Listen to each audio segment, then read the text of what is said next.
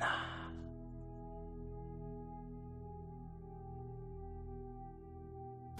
Ган долгор гихч бүсгүй өөрт тохиолдсон явдлын тухай доорх зүйлийг ярьсан юм. Тэрбээр хотын зах гэр хороололд аптекийн ажиллуулсан биш гай болжээ. Хавар болохоор л орж ирсэн хүн болгоныг айснуудаар ширтдэг зуршилтай болсон байна. Энэ чих учиртай юмсан жий. Тэр 6 жилийн өмнө эмийн сангааны хүмүүст үйлчилж эхэлснээс хойш яг хаврын ихэнх сард тэр тусмаа 3 дугаар сарын 12-нд жил бүр 6 хүн нүдэн дээр нь амьсгал хураахыг айж балмагтан харж өнгөрөөсөн байна. Жил болгон өөрийнх нь ажлын өрөөнд тогтсон нэг хугацаанд бие муутай хүн орж ирээд амьсгал хураах явдал давтагдан гараад байвал ямар ч хүн айж сэжиглэхэн зүй ясны хэрэгэ. Жил дарааллаад 2 хүн нас барахад л тэр даруй ажлынхаа байрыг зарж үргэх юм уу солихон дамжиггүй. Гэвч ган долгор угийн сүсэг бишрэл муу хэрээмнаас айж зочирдоггүй хүн болохоор эхний 2 жил дараалан хаврын ихэнх сард ажил дээр нь хүн нас барахад нэг их сүид мэд болсонгүй. Харин 3 дахь жил нь нэгэн өвгжөөр ирж чижирт салганан орж ирээд зөрхний тусаалга хэмээн үг ээж гүйцээж чадалгүй унаад өгөхөд гэнэтгэн сэжиглэж яасан сони юм бэ? Заавал 3 дугаар сарын 12-ны өдөр 14 цаг 30 минутанд энд хүн үхэх юм гэж ам бодвоо. Тэглээгээд аптека хааж зүрхэлсэнгүй. Учир нь энэ хугацаанд чамгүй ашигтай ажиллан 2 давхар байшин бариад 1 давхарт нь аптека үргэлжлүүлээд суучихсан тул байшин сава хашаа хороотой гол зарж үрж байж нүүддэггүй юм бол эндээс хаачих билээ. Гэхдээ л хэрдээ засал ном хийлгээд 4 дахь жилдээ залгажээ. Гэвч тэр жилийн хавар яг 3 сарын 12-ны өдөр үдээс хойш зориуд аптека онгойлгосонгүй. Яаж мэдэх вэ бас нэг гайтай амтан орж ирээд өгч гэж мэднэ. Тэгээд ч аптека онгойлгоогүй байснаар нэг хүний аим аврагч юм билүү гэж дотроо бодвоо. Гэтэл өдрийн 2 цагийн үед тэдний аптекийн хаалганы гадаах довжон дээр нэг хүн зүрхэн хаагдсан нас барсан хэрэг мандаж цагдаа сэргийлэх болжээ. Энэ бүхний цэст цагийн хуваарийн дагуу аптека онгойлгож байсан бол тэр хүн үхэхгүй байх байсан хэмээн талигачин ар гэрийнхэн гомдлож ган долгор хүн амны хэрэгтэн болох шахжээ. Үүний дараа жил тэр хаврын яг л тэр гайтай өдөр аптекийнхаа хаалгыг цэлийдэл нээж орхисон бөгөөд үйл нэрсэн нэг амтан яг л 14 цаг 30 минутанд орж ирээд нас барчихжээ. Энэ өдөр яахаргүй мөчлөгн таарсан байсан учраас ган долгор нэлээд бэлтгэлтэй хүлээж суусан байна. Гэвч хинч харсан үгчхээргүй сайхан бие хаатай өндөр бадрун залуу орж ирсэн даруй гэнэтхэн аман ангал заадал амьсгал хурааж орхисон юмсан ч. Тиймээс ган долгор хүн үхэд байгаа явдал данганц өвчин хуучтай холбоотой биш. Өөр юмтай холбоотой юм байна гэж ойлгоод янз бүрийн бодох болов. Тэгтэлч дайран дээр давс нэмэх мэт хамар хашааных нь аман царэр нэг газар жил болгон нэг хүн өдөр үхэн гэдэг муу ёр. Үхсэн хүмүүсийн сүнс сүулт нь тэр айлда муу зүйл хийж хоролдог гэж ярьсан нь бүрч эвгүй сэтгэлд төрүүлсэн байна. Энэ бүхнээс сэжиглэж хямарсан ган долгор бүтэн жилжин лам хараар явж арга хийлгсэн бөгөөд 6 дахь жилийнхээ хаврын ихэнх сар гармагц таньж мэдэх цагдаа сэргийлэх болон эмнэлгийн албаны хүмүүст юу болсон тухай хэлж энэ өдөр бүрэн бүрэлдэхүүнтэйгээр цагийн зөв өдрийн 2 цаг 30 минутыг заахыг хүлээж суусан аж. 2 цагта 2 чимч багаж хэрэгслээ дор бүрнээ зэгчгээд ган долгорын хэлсэн үнэн эсхийг үзэхээр хурч ирсэн байна. Тэгтэл энэ өдөр 2 цаг 25 минут өнгөрсөн боловч аптекэд ганц ч хүн орж ирсэнгүй. Энэ үед ширээний ард ившээд суусан цагдаа та ч эвгүй юмд орооцолдож мэдхэнд. Одоо хүртэл ганц ч хүн орж ирэхгүй байгааг харж байгаа биз дээ. Өмнөх бүх тохиолдлууд үнэхээр болсон эсхийг шалгах хэрэгтэй байна. Гэж хэлснээ аман хатсан бололт ширээн дээр байсан шилтэй ундаанаас ганц балгуудаа гэнэтгэн хоошоос аваад унчихжээ. Нэгэн дэмчнэр бэлэн байсан учраас муурч унсан цагдаад тэр даруй хиймэл амьсгал энтерхийн наад захын тусламж үзүүлсэн боловч 3 дугаар сарын 12-ны 14 цаг 30 минутанд уг аптект яг л нэг хүн үхэх ёстой байсан нь тэр ёсоороо болж цагдаа залуу дахин өндийсэнгүй. Харин яг тэр үед намхан нуруутай нэг хүн гойвон орж ирээд Сая танаа хажууд явж байтал гэрэтхэн толгой эргээд зүрхээр шархирыг хатгаж золтой цааш гарсангүй. Уг нь энэ хүн урд буудлаас автобусанд суух гэж байсан юм. Ерөөсөө ингэдэггүй юмсан. Ямар сони юм бэ? Хэмээгээд тайвшруулах үйлчлэгээтэй юм авч хэлэнд ороо тавьчихад ашгүй одоо гайгүй бол хачи юм гэсээр гарч одвоо. Эмийн санд нь 6 дахь хүн яг л тавлсан цагт цаашаа гарсны дараа ган долгор баян хошууны зүүн салаанд байх улааны шашны хийд рүү очсон байна. Янз бүрийн бузар мөг дарахтаа сүрхий гэгдэх өвгжөр лам түүнийг ярьж дуусны дараа бэн хачин явдлын учрыг тайлж дийлэхгүй юм шиг байна. Та манай багш дээр осчиж асуу. Хэмээн багшийнхаа утасны номерыг өгчээ. Ган долгор 80 гарсан хөгшин лан дээр очиж өөрийнхөө байшин хашааны учрыг нууц судраар үзүүлбэл танаа хашааны зүүн болонда яг эмийн сан байгаа байшингийн чин доор 2 алдын гүнд өхөл далдаг хар хадагтай автар байна. Түүнийг гаргаж цоожийг нь солиод өөр газар аваачиж болох хэрэгтэй. Цоожийг нь заавал солино шүү. Уг нь нилээд юм мэддэг хүн дээр үед болсон зүйл бололт. Харин он цагийн урдад цоож нэвдэрч ивдрээд өргөсөн саснаас болж жээлбүр нэг хүний ам авдаг болсон байна. Тэр авдрыг даруухан ухаж авахгүй бол яванда танаа гэрийнхэнд хүртэл гай тарж мэднэ. Хэмээн айлгаж орхижээ. Иймээс ган долгор бушуухан арга хэмжээ авахар шийдэж дээр даруй экскаватор хөсөлж аваачаад байшингийнхаа доогуур алсын занаас ухуулж эхэлжээ. Гэхдээ ойр хавийн хүмүүс болон хорооныхондоо дулааны сувг татуулж байгаа гэж хэлсэн учраас хинч сэжиг авсангүй. Бөөдөн өдөржин ухсны эцэст нээрээ нэг том хар модон авдрын өнцөг ил гарч ирсэн бөгөөд ган долгор имийг яаж мэдхөв хэмээн хөгшин ламыг өрж залан авчирчээ. Ингээд авдрыг гаргаж ирэхэд аль хэдийн цоожин зүүтэйгээ хамт молторч унаад алга болсон байж. Тэнд байсан хүмүүс хэрэг дурлан тагийг нь сөхөж үзэх гэсэн боловч хөгшин ламтан хориглоод нээлгсэнгүй. Уртаашаа 2 м, өргөөшөө 2 м, өндрөөшөө 1 м-ийн хэмжээтэй хар модон авдрыг өргөгч кранаар оосрлон машин дээр очиад хотоос хол зүгийм үү зүүн тийшээ аваачиж хүн амтангүй ил гуйл ганганд том хар цоожоор даруулан дүгжээд болсон ажээ. Энэ явдлаас хойш ган долгор шашин номонд маш их сүжиглэн орж номон брэвэн химэх хийдийн байнгын үйлчлүүлэгч болжээ. Тэрбэр том хар авдар яагаад тийхүү газар дор булаастай хэвтэж байсны учрыг сонирхож хөгшин ламын үг алдуулахаар нилээд оролцсон гэдэг. Ламтан анхандаа тэр тухай юр ярихгүй тойруулдаг байсан ч сүүлд нь удаан гойлгосны эцэст Монголд 7 газар ийм автар булаастай бий. Голдоо улааны шашны настайчуд мэднэ. Бас бөөгийн шашны их хүчтэй онгодтой зайрангууд гадарлах байх. Одоогоос 500 гаруй жилийн өмнө Манжин хааны захиалгаар түүний дайснуудыг дарахын тулд мажиг ловдонмаа хувилгаан арай хийж дарсан үхлийн хадгийг амьлуулах нууц зан үйл явагдсан юм. Гэхдээ төвдүүд өмнө нь өөрийн газар нутаг дээр тэр зан үйлийг хийгээд дарж чадалгүй 100 гаруй жил үхэл зовлон нүүрлсэн гашуун туршлагатай учраас өөрсдийн газар нутаг дээр үйлдэлгүй манай Монголд хийсэн гэдгээ. Өөхлийн хадаг амурч Манжин хааны дайснууд бүрэн дарагдсан учраас хятад орон тэр яара тэдний эрхшээлд орсон юм.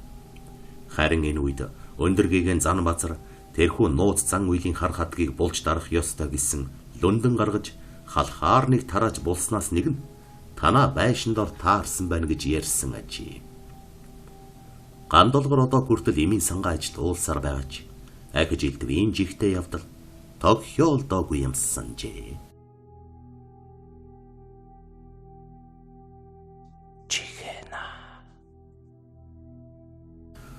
Монголын уудам талын хаан ихтэй нууц салхитай таарсан хүмүүс янз бүрийн цочролд орж түүнийг сайн ухамсарлаагүй улмаас хорлогдлоо барилаа хэмээн сүм хийдээр гүйсэн ч байж болзошгүй.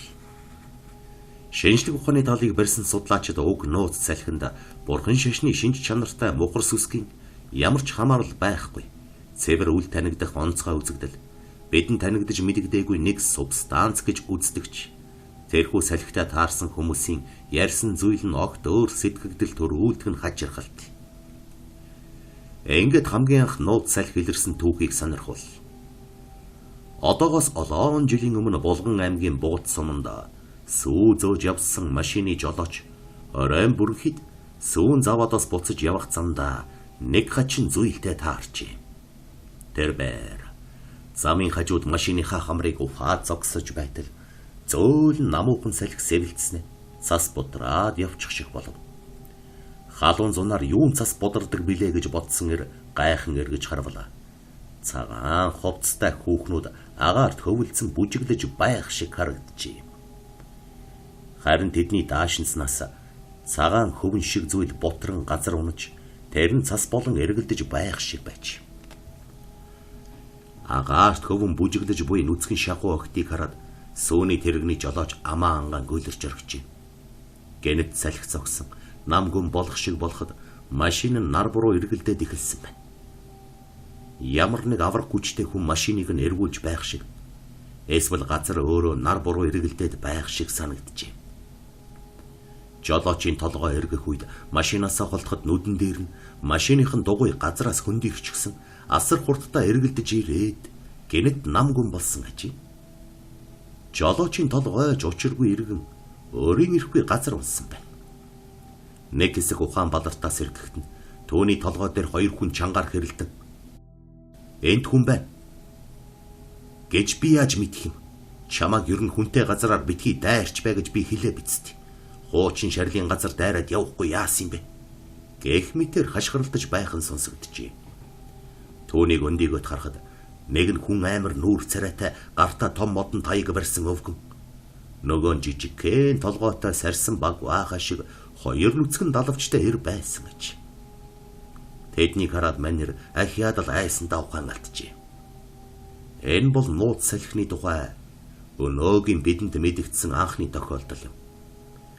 Ер нь салхитай холбоотой тохиолдлуудыг ажиглаад байхад гэрчүүд бүгд салхи намуухан сэвэлзэж эхэлсний дараа ямс үзэгдэл байраа сольж хүний санаа оноонд багтамгүй янз бүрийн хий хоосон зүйл бодиттой болон харагдаж эхэлсэн тухай ярьсан байдаг билээ. Зарим хүнд аврах том могой газар түлхэн гарч ирж байгаа мэт харагдаг бол зарим хүнд яст мэлхийнүүд нойтон халстай өндөг цовуулан мөлхөж явах шиг эсвэл тал биетэй час улаан арьстай шалдан хүмүүс хоорондоо хэрэлдэж байх шиг гих мэтэр янз бүрийн дүр зураг үлдээсэн байдаг гэж. Тиймээс дийлэх тохиолдолд иймэрхүү үзэгдэл нь хүмүүст чөтгөр шолом гэдэг сэтгэгдэл төрүүлдэг байна. Гэвч уг үзэгдэл нь чөтгөр шоломтой огт холбоогүй байна. Монгол орны онгон дагшин үний хөл хүрээгүй газруудаа дээр нэгэн нууц салхи дайралтсан бүхнээ агшин зуур ховиргон өөрчилж мөн буцаан хэвэнд нь оруулаад явж буй гэхээр үнэмшгэд бэрхтээ санагдана. Гэвч магадгүй бидний дундч гисэн хаанигт тэрхүү нууц салхитай таарч түр зур ухаан санаагаараа олзлогдсон хүмүүс байгаа ч юм билүү. Хэн мэдэх вэ?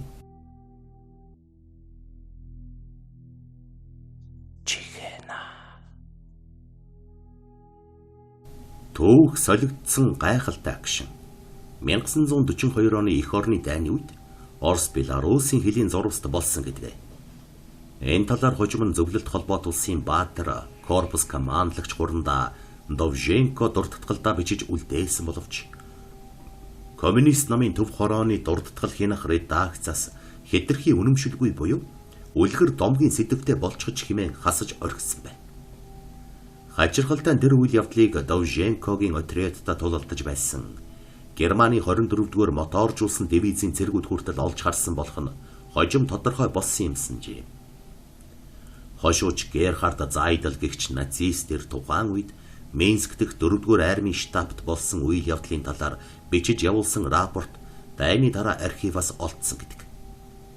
Төвний бичснээс үзэхэд Черномиц хэмээх тосгоны хажуудах хусан ойд болсон тулалдааны үеэр Германы танкын баригад гэнэтхэн дээр үеийн морьтон баатруудтай тулчихсан ажээ. Тэгэхлээр Оросын халимаг татааруудаас бүрдсэн морьт хороотой таарчлаа гэж бодсон байна. Дээрч байтугай морьтон баатрууд намхан жижиг морин дээрээс бамбаагаар халахлан ном сумаар харваж байхыг үзээд нэмцүүдийн илгэн хөшөөд унчих шахаж. Гэвч хэд хэдэн баг дарга алсын зайнаас хүчтэй харвсан номны сумд хүзүү хоолойгоор нэвт гарвуулан унсны дараа танкны хошууга тэдний зүг эргүүлж их буу Полимонтын галтай хавсруулан нэгэн зэрэг галлжээ. Хамгийн хачиргалтай нь тэдгээр морьтон дайчид Полимонт болон их бууны суманд оногдсон хэдий ч өөхөхгүй харин ч сэлмээ суглан урагш дайрч орж иржээ. Тэднийг ийхүү атаклан орж ирж байхад нь хэн ч юм бэ хэд хэдэн кадр дарж амжсан байна. Хожим нь 1958 онд уг ховор зургуудыг олж үзсэн Английн түүхч Кристофер морь цэргүүдийн нэгний барьсан хар сүлд өмссөн хуйг дуулга унсан хүлэг зэргийг харахад 13 дугаар зууны үеийн татар Монголын цэргүүдийг санагдуулж байгаа тухай тайлбар бичиж хэвлүүлсэн их эхэн шууган тарьжээ. Тэр үед Германы танкуудын өөдөөс уулгалан дайрсан морьтонгууд үл мэдэгдэх шатамхай бодисоор танкуудыг нь шатан хагас суман орчин цэргийг цавчин хороосон тул айж балмагдсан цэргүүд ойн төглийг орхин зүгтц гаасан юмсан ч. Өөхөшгүй мөнхийн морь цэргүүд гарч ирсэн тухай үнэмшмээргүй яриаг сонссон бригадын захирагч маш их хэлгэнэн цэргүүд ойн зүг буцааж хөөлсөн бөгөөд харин тэр үед нэгч морь цэрэг тааралдаагүй ажээ. Германчууд эзэлсэн зурвасаа гинэт орхин ухармагц. Юунаас болоод ухарсныг тантахаар тухайн үед батальон захирагч байсан зөвлөлтийн ахмад Довженко цэргүүдийн хамт ойн зурвас руу цөмрөн оржээ. Тэд ойн зурваст ормогцоо эгнэж зогссон морин цэргүүдийг олж харан Бодионын командалсан 2 дугаар морьт армийн цэргүүд хурж ирсэн юм байх гэж бодсон гэдэг. Харин морьт цэргүүдийн ар нуруунд байлдааны винтов автомат харагдахгүй. Харин ном саадаг агсаж жад сэлэм ёрдойлгсон байдал нь гайхал төрүүлсэн байна. Ахмад Довженко тэдэнтэй уулзаж ярилцахаар хоёр цэргийн хамт дөгөж очиход гэнэтхэн хар сүлд бүхий жад атгсан морьтны дэргэд байсан хүмүүс эргэж хараад нэгэн зэрэг нумаа онлон тэдэн рүү харавхаар зэгчээ. Энэ үед гэнэтхэн морьтонгуудын ард бөмбөг тесрэх мэт нүргэлсэн чимээ гараад утаан халхавч тавьсан юм шиг цагаан манан суунаглаад явчихсан байна. Утаа замхарсны дараа дөнгөж саяхан л хэдэн мянгаараа ярайтал зогсож байсан өнөө морьтонгуудаас нэг ч хүн ойд үлдээгүй байжээ. Газар доогуур орчихсан юм шиг бүгд алга болж харин ойн дундах жалганд сэлмийн эрэнд тас завчуулж үгсэн 100 гаруй герман цэргийн хүүр дутуу шатсан 3 танк үлдсэн байжээ. Элб зэрэглээ мэт алга болсон тэдгээр хий үзэгдлийн цэргүүд хаанаас гарч ирээд хаашаа алга болсныг хэн ч ойлгосонгүй. Довженко хошууч Карповт энэ тухай илтгэсэн боловч тэр дайны үеийн окопны өвчин тусч хийм харлаа гэхээс өөр зүйл хийлээгүй байж. Гэвч ойн дунд завчуулж өгсөн нэмцүүдийг хэн устгасан байх вэ гэдэг асуулт гарч ирсэн байна. Байны цаг үе байсан болохоор үүнд хариулт хайгаад сууж байх завж гарсангүй. Тэгээд ч үхшгүй морин цэргүүдэд булаалгасан ойн чөлөөг буцааж авахар германчууд давуу хүчээр уулгалан довтлсон тул тэр тухай бодож байх завч гараагүй ажээ. Оросууд германчуудын довтлогоонд хоёр таслагдан бүслэгдэж цөөнхөн бүслэлтийг сэд татан амьд гарчээ. 1945 онд дайн дуусах үед Беларусын ширэнгэнд болсон тэр нэгэн гайхалтай үзэгдлийг нүдээр харсан хүмүүс хоёр талаас тун цөөхөн үлдсэн гэдэг. Гэвч 1950 оны сүүлчээс эхлэн барууны хэвлэлүүд дээр уг үйл явдлын талаар Сталин хар домын аргаар татар монголчуудын дайны сүнсийг дуудана дайнд ашиглажээ гэсэн материалууд хэвлэгдэж эхэлсний дараа зөвлөлт холбоот улсын хэсэг Ахмад Дайчин тэр тухай өөрсдийн сэтгэгдлээ ярьж эхэлсэн гэдэг. Гэвч тэд яг юу болсныг үгүй эсгэн. Дайны үед хоёр орны цэргүүдийн сэтгэл санаа өөрчлөгдснөөс тийм зүйл болсон мэт санагдсан гэж ярьсан бол. Зарим нь нэгдүгээр морьт армийн цэргүүд германууд руу атаклан орсон бөгөөд нэмцүүд ялагдсанаа зөвтгөхийн тулд татар монголчуудын үл үзэгдэх морьт цэргийн талаар санаанаасаа зохиосон гэж хэлсэн байна. Зөвхөн 1980-ад оны эхээр л Довженко комитийн зарим Ахмад Дайчин яг тэр үед 13 дугаар зууны үеийн Монгол дайчид газар доороос ургасан юм шиг гарч ирээд баахан германуудыг хятчихад алга болсон тухай ярьж эхэлсэн байна. Оросын түүхчид идүүгээ уг сонин явдлын талаар судалгаа хийж буй бөгөөд 13 дугаар зууны үед тус тосгоны хажууд Зэв жанжин дайны тэнгэрээ тагсан гэдэг домогтой юм байна.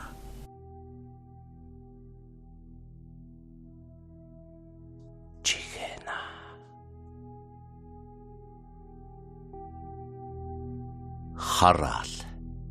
Хар домын хамгийн аимшигтай хүнд хэлбэр болох хараал нь голдуу үеэс үед эцэг эхээс өр хүүхдүүдэд нь дамжин хүрдэг гэлцэн.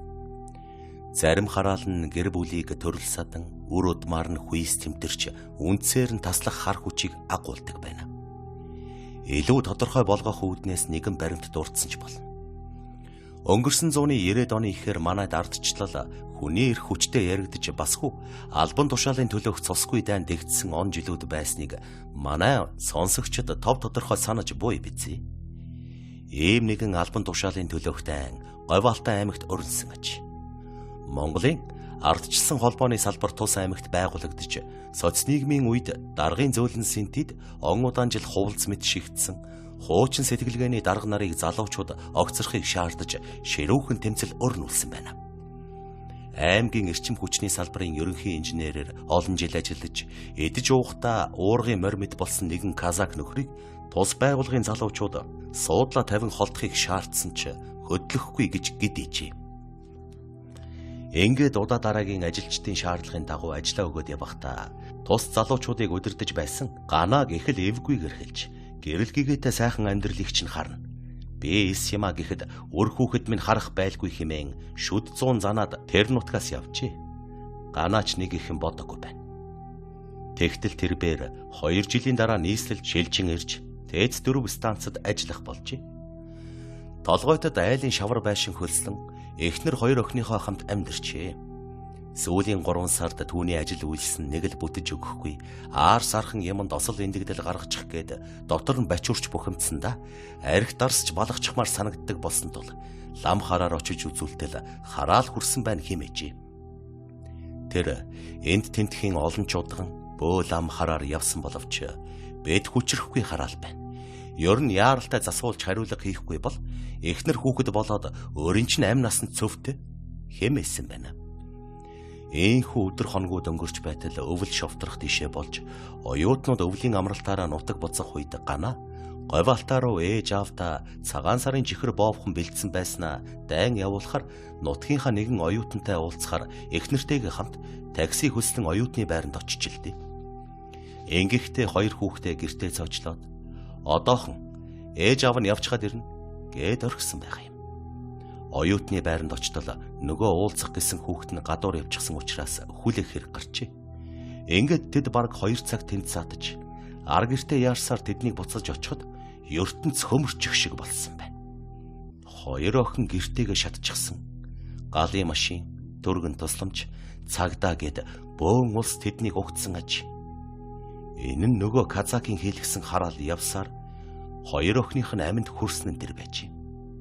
2-оос 4 насны зөрүүтэй цэцэг цэврүү шиг балчир үрсэн амиа алдсан нь юугаач нөхөж боломжгүй эмгэнэл болов. Ганаа хожим нь ярихтай. Би тэр өдөр ар гэр рүүгээ хачин их яраад байсан юм. Хүнд зүн савин гэж байдгийн билээ. Эхнэр бит 2 явахдаа цахилгаан зуухан дээр данханд цай буцлахаар усыг тавьснаа мартчихад явснаас гэрт галгарч том охин маань дүүгээ орон доогоороо орж хананд шахаж тэврээд угаартч нас барсан байна да. Хэмээн хоолоо зангируулан ярьж байсансан. Ажил явдлын дараа тэр хамгал танилтал найз нөхөд ах дүүсээрээ сорглуулан олонч лам хараар орсон боловч тэрхүү хараалыг хариулж чадах хүн олдоогүй бөгөөд эхнэрээсээ хөл хөндөй амьдр. Тэр хараал айгүйдвэл эхнэрийн чинь амьд хүрэх юм байна хэмээсэн гэдэг. Ингээд эхнэрээ нутаг буцааж өөрөө хотод үлдэж ажиллаа хийж явахдаа санаандгүй сохор золоор сайн хүнтэй учирч гайд хараалын хариулга хийлгсэн гэдэг. Чихэна. Үл хөдлөх хөрөнгөө нүүлгэж авсан сүнс амар болов. Муу одон төрсөн амтан гэж дэлгэр чулуун бүсгүй хадмуудтай ад үзэгддэг байв. Хэлнийхэн доор бөгжний шигтгэх шиг том хар мэнг байдаг гэж хадам ээж нь түүнийг өөлнө. Түүний үзэж байгаагаар тэр мэнг бол мууёрын хэрүүлж хараалч үхэл үгээрэл дагуулахын шинж тэмдэг юм байх. Улс төрийн ийм байдлаас болж дэлгэр чулуун 2 жил гаруйтай төрхөмдөө буцаж очин байж байгаад эрсэн удаатай гинэ. Том бандн дунд сургуулийн 3 дугаар ангид суралцаж нөхөр баттдаг шин хөөгдүүдийнхээ ирээдүйг бодъё. Ээжийн ярьж хэлж байгаа зүйлийг битгий ошоож үз. гэж удаадараа мессеж бичсээр байж салж сарнсан хоёр нэг гэрт орж юм. Энэ бол хэрэг явдлаас өмнө болсон зүйл юм. Хадам ихэн тиймч хахир ихэр хүн биш. Ямар удан зөрчгсөн юм. Дэлгэр чулууныг харахаараа. Энэ муу ёрын амтан хүүгэмийн толгойг залгин шүү. Харж л байгаарай гинэ. Хаа хамаагүй зүйлд хардаж сэрдэн. Дэлгэр чулууныг удаа Баттикшийг машинаасаа гад хашаанаасаа гарч байхад юм угаасан усаа ил задгаа цацаж таарсан байна. Үүнийг нь харсан хадам ихэн байтлаа чи хүүгийн минь хойноос хар ус цацаж харааж өрөж байна. Чамд догжуур залуулж хараал хийлгэн гэх зэргээр өчнөн юм болжээ. Дэлгэр чулуун дөрхөмдөө байж байгаад ирснээс хойш нөхрөө шахаж шавдуулсаар байж хадмынхаа том цагаан байшингийн зэндаанд хүрэх гэж гисэн 3 өрөө улаан тоосхон байшин барьж нүүж оржээ. Уг нь дэлгэр чулуун туурах тусгаар болчихвол бүх юм сайхан болно гэж бодсон нь санснаар болсонгүй. Хадам ээж нь Баттикшийн хүүхдийг элдвэр уруу татна. Өөртөө улам тасгана.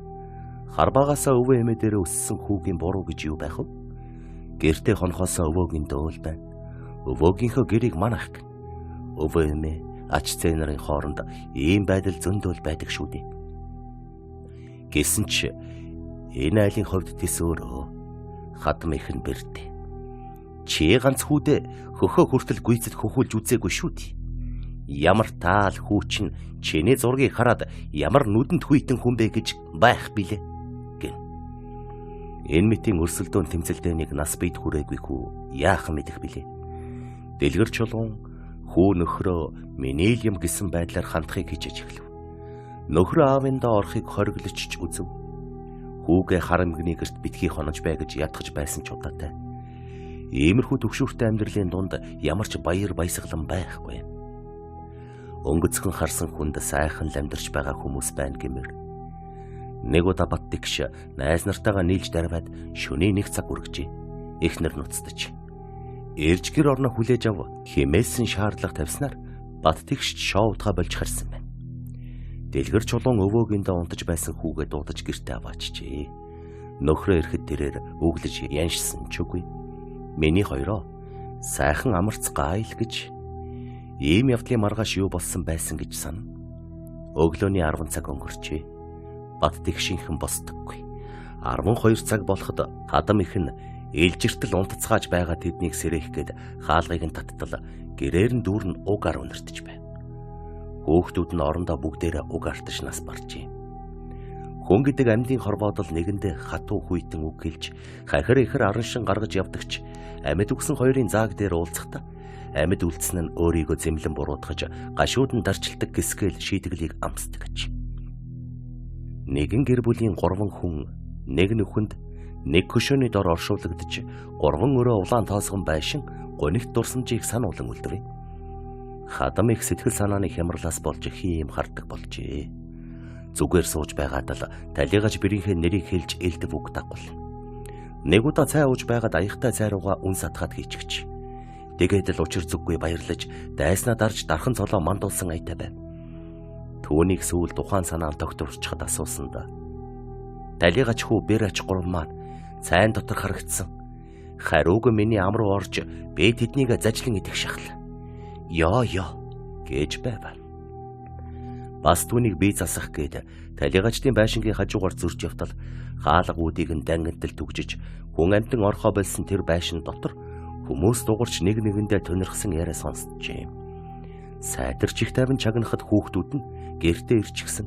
Эхнэр нөхөр хоёр хадам ихийн өөрийнх нь ааш араншингаас залхаж байгаа талаар үг сөргөж байна.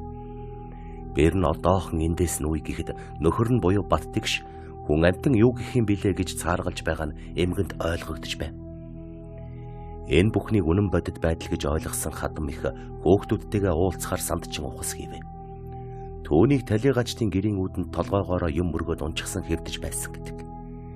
Тэр хавийнхан голомтоороос үерсэн золгүй гэр бүлийнхний амьдарч байсан байшин шөндөл болоход гэрэл гээгээтэй болж хүмүүс ярилцдаг, маргадаг болохыг бүгдээрээ шахан мэдэх болжээ. Үүрээр байшин үүрч яваа юм шиг хөдөлдөг. Хашааны хаалган дээр очиод байшин буцаж байрандаа очдог ч гэх яриа чихтэлсдэг гэж.